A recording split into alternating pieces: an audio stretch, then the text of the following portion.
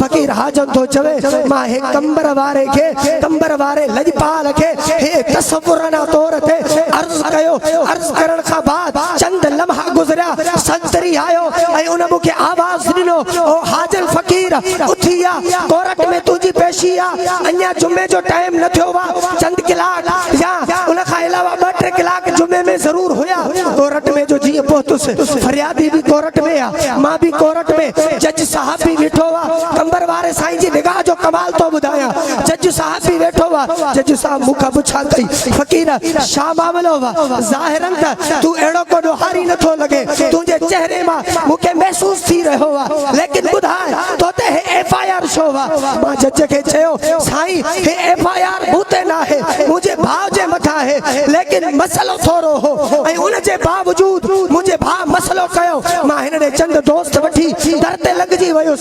FIR न करा वडो कदम रखण बिरादरी जो मसलो बिरादरी जे लेवल ते हल कयो वने तो बेहतर है। लेकिन हिन मुजी गाल के मुजी बेड़ मिंथ के तस्लीम न कयो हिन एफआईआर कराई। फकीर हाजम तो चवे मु जज के इहो जवाब दिनो दिल में मुर्शिद पाक जो तसव्वुर त मौजूद हो महबूब कंबर वारे साईं जी सूरत पाक त तसव्वुर में ऐं दिल में मौजूद ही लेकिन जज मुजो जवाब बुधदे पांजे मुंह के फरियादी जे तरफ फेरायो। फरियादी के चई शाजे करे जने तोने लगजी आयो चंद चंगा तोने वठी आयो तू वधारो कदम छो खयो। फरियादी चवण लगो हाजन फकीर तो चवे ओ हुसैनी हुबदार सच्चा त तमा असा निधन का नाहू रब्बे काबा जो कसम घर में वेही करे कंबर वारे साईं के पुकारी दे पुकारन तू जो कम्मा मदद करन कंबर वारे साईं।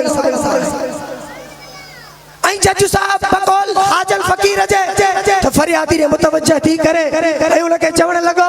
चले हे तोरे मेल मिथ में चंद दोस्त वठी आयो इन मामले के के वडेरे वट हल करी हां वो चवण लगो फरियादी जज के चवण लगो मां उन जे करे के वडेरे वट फैसलो न रखियो शो त मां तो चवा मुके इंसाफ घुरजे मां तो चवा मुके इंसाफ घुरजे ऐं अज जे वडेरन वट इंसाफ कोन है। जज कलम जको हुयस वो बंद करे ऐं चवण लगो फरियादी के तोखे इंसाफ खपे चई हां तोखे इंसाफ खपे चई इंसाफ इहो वा त हे हाजन फकीर आजादा पुलिस उन फरियादी जे मथा तो फरियाद कराई यानी हिन जो भा जको मुलजिम बा उनके गिरफ्तार करे अचे मां बात पे फतवा दींदुस ऐं एसएचओ के सदके फकीर हाजन तो चवे एसएचओ के जज साहब घुरायो हे हाजन फकीर जो कमाल न कंबर वारे साईं जी पाक निगाह जो कमाल तो बुधाया जी हाजन फकीर चयो एसएचओ आयो जज जे वेझो जज चयो से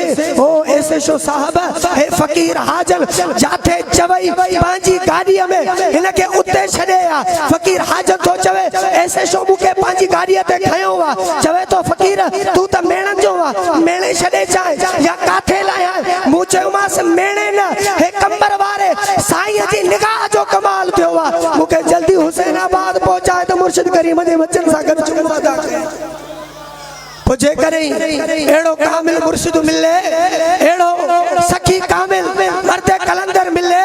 ऐं उनके उन जे बावजूद भी असा अकीदे जा कच्चा थी पऊं उन जे बावजूद भी असा दुनिया जी मुश्किलातुन में दुनिया जी कशमकश में लगी वणो ऐं असा का मुर्शिद जो तसव्वुर मुर्शिद जा मुराकबा मुर्शिद करीम जा असबाक जिक्र कल्बी यानी ला इलाहा इल्लल्लाह अल्लाह अल्लाह वारी जका मुझे मुर्शिद तवाई असा के बोली सिखारी या विसरी वने ओ हुसैनी या बोली नविसार मुर्शिद करीम दे पाक सबकन ते अमल कर अमल तू कंदो वींदे निगाह रोजे वारो तो ते कंदो वींदो आखिर दावाया अनिल हम्दुलिल्लाहि रब्बिल आलमीन। अल्लाह